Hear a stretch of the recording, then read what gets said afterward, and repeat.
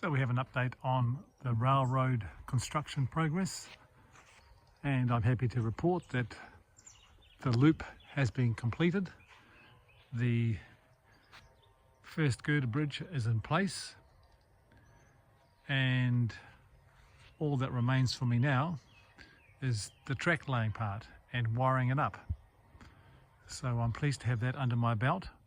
That's the main track in place, and at some stage I'll be adding the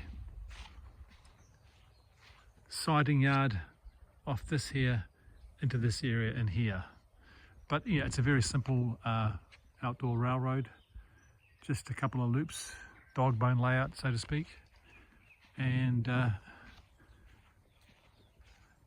there'll be one more girder bridge going down this end here, and that will be a 2-meter girder bridge, and it'll be double tracked.